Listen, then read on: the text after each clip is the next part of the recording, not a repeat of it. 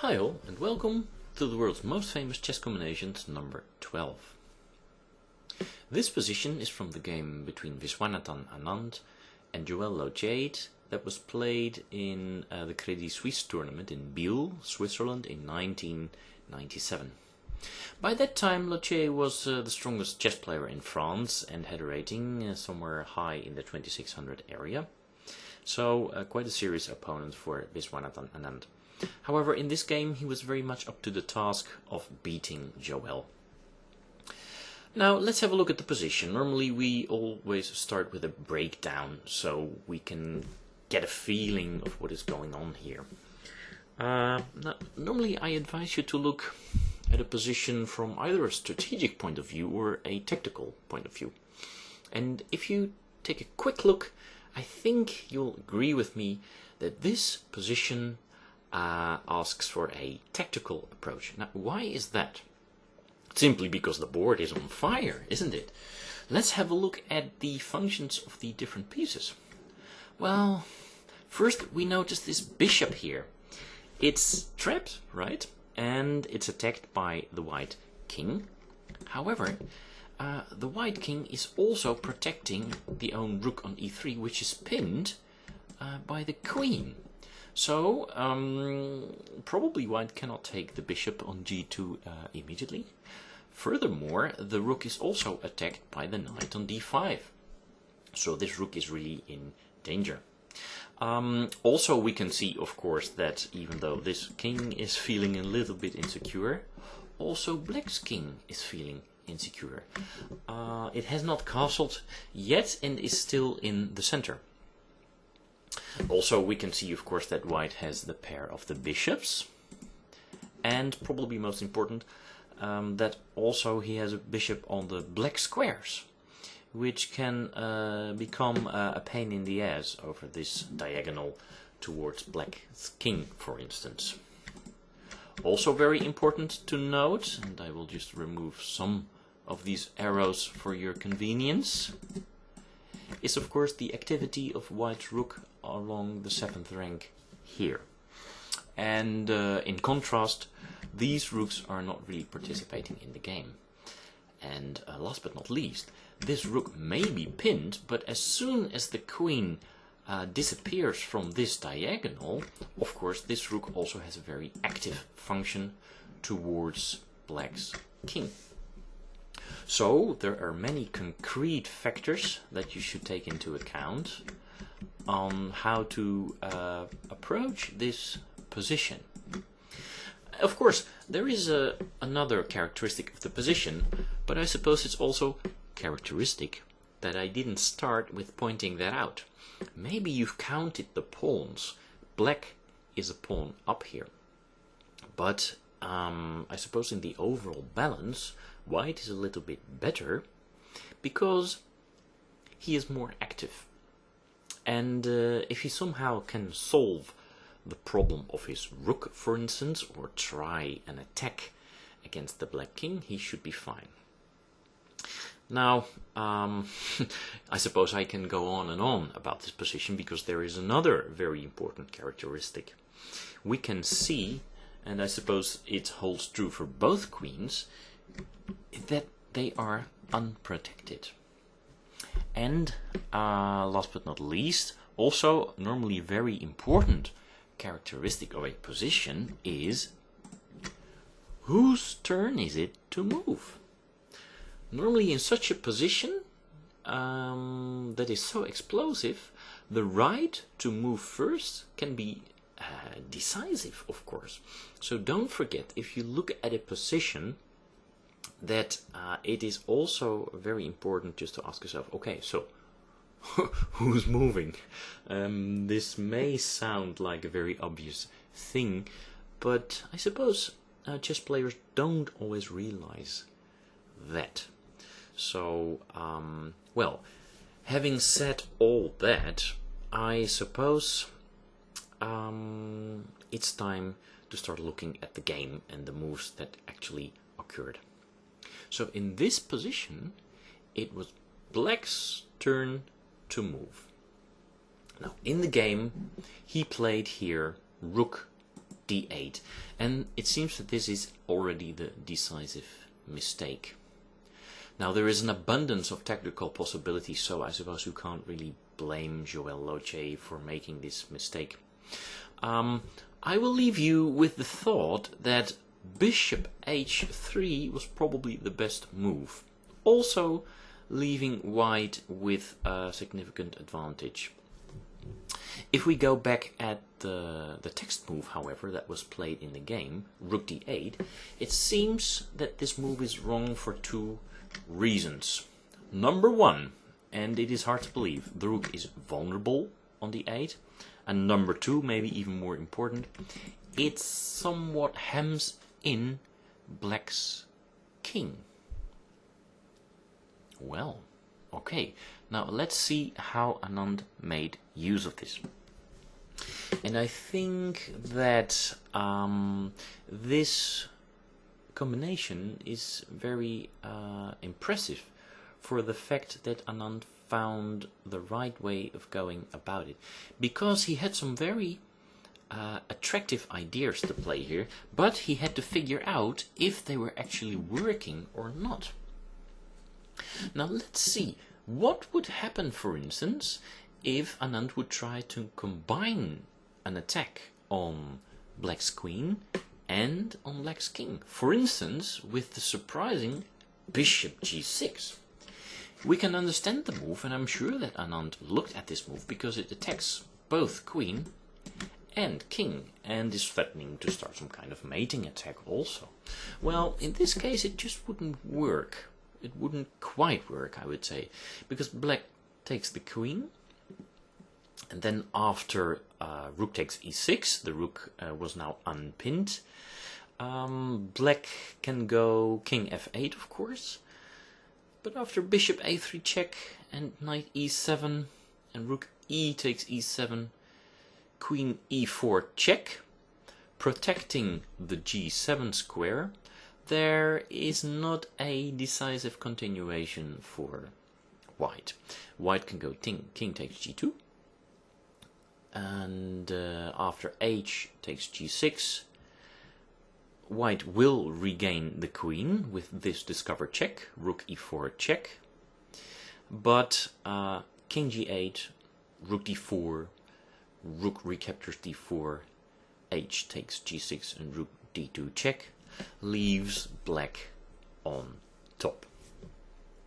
Okay, now there were some other moves that white could try in this line, but I suppose this was the main line after bishop g6. Okay, so if bishop g6 doesn't work, then what did Anand come up with? Well, he played here the brilliant h6.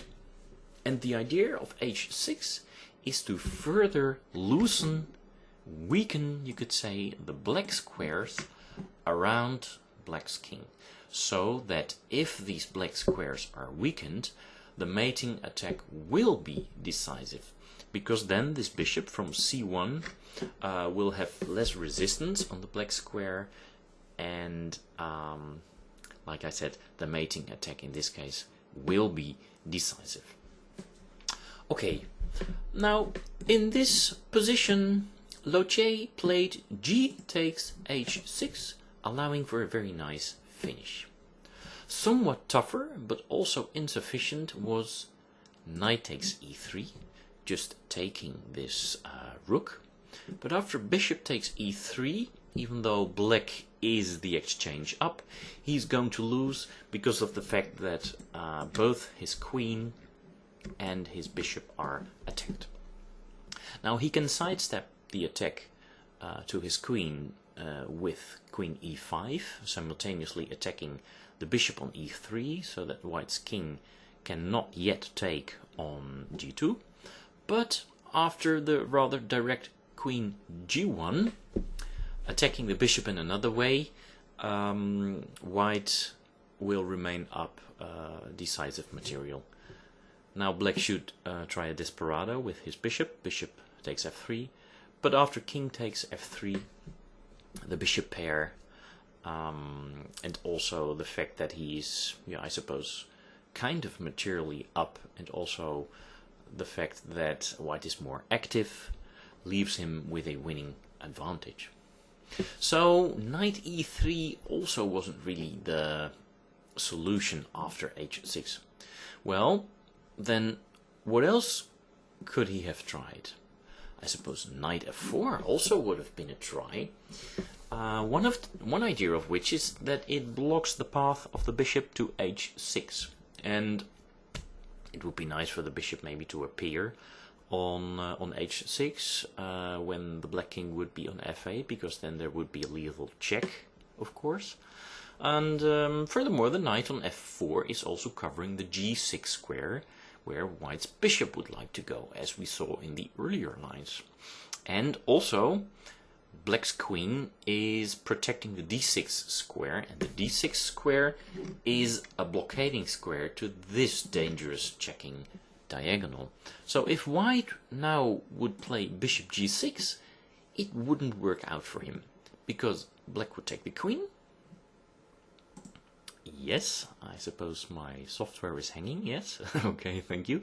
Queen takes d1, and now after bishop takes f7 and king f8, it transpires that after bishop a3 check, black has rook d6 interposing, and the rook is, as mentioned before, protected by the queen on d1. So this doesn't really work. However, after knight f4, there are several wins for white, and I'm not sure which one Anand would have chosen if Lautier had played knight f4 here. But a very nice, beautiful finish would have been to play king g3. Now this unpins the rook on e3, so now the rook threatens to go to e4, attacking the queen and the knight in turn is of course the defender of the bishop on g2. So all these black pieces are in danger, and black will lose. Of course he can kick. He can try queen d6, for instance, setting up a discovered check with the knight from f4 against the white king on g3, and he's also protecting against the bishop coming to a3. But white plays bishop a3 anyway, and this has the added benefit that after queen takes a3, this is really a science fiction variation, the d file has opened up. And after h takes g7, threatening of course to take on h8 and rook g8, it becomes clear now that bishop g6 is the winning move once again. This move threatens bishop f7, checkmate, and this threat is so strong that, for instance, white's queen cannot be taken, because after rook takes d1, there follows bishop takes f7 check, and after king d8, white simply regains the queen by means of rook takes a3. This is really a fantastic position, and winning, of course, for white. So after knight f4, king g3 would be the best answer. Okay, well, back to the game then, where Lautier played g takes h6, and maybe less difficult than in the previous variations. Now Anand settled matters with bishop g6, again threatening to win the queen, the unguarded queen on d4, and also threatening a mating attack against the king on e8. Now let's just see what happens if black were to play the dumbest, so to say. Queen takes d1, then of course rook takes e6 check, knight e7, rook takes e7 check, king f8, bishop takes h6. Here we see the idea of h5, h6, king g8, and bishop takes f7 would lead to mate. So in the game, after bishop g6, Lautier played knight e7, blocking the 7th rank, also protecting his queen with the rook. But now Anand finished the game because of several other tactical factors. He started simply by taking the queen, and now he made use of the fact that the rook on d4 is again unprotected. And he played here rook d3. So now black does not have time to take the bishop on g6 because his rook on d4 would be hanging. And if black would now play rook takes d3, then there would follow bishop takes d3. White would save his bishop and threaten rook b8 in the process. So for instance, after bishop h3 trying to save the bishop, rook b8 would be winning. So probably best would here be to play rook g8, but then after bishop a3 check, it is clear, or sorry, not check, but bishop a3, it is clear that white is winning. He is attacking the knight on e7, and still the bishop on g2 is en prise. Okay, so in the game after rook d3, Lautier played rook d8, but now there was another rather simple finish. The exchange on d8. Now Lautier recaptured, of course, on d8, and now after the subtle bishop d3, taking away the f1 fleeing square for the bishop, Joël Lautier resigned. I suppose he still could have tried something like bishop h3, but then of course king g3 really does net the bishop, because the bishop can't go to f1 because it will be taken. So realizing that he was going to lose the bishop, that there was no serious material compensation for him, he resigned because he was going to be a piece down. So a very nice and very rich position in which Lautier made a not at all obvious mistake with rook d8. Come on, yes. And Anand now wrapped up matters with h6. There followed g takes h6, opening up the black squares, and after g6 there were just too many threats. Lautier tried to defend himself in this way, but in the end it was his trapped bishop on g2 that made him resign the game after bishop d3. Okay, well, so we've come to the end of yet another discussion of one of the world's most famous chess combinations. I hope you've enjoyed it. Thank you for watching, and please, until next time, bye bye.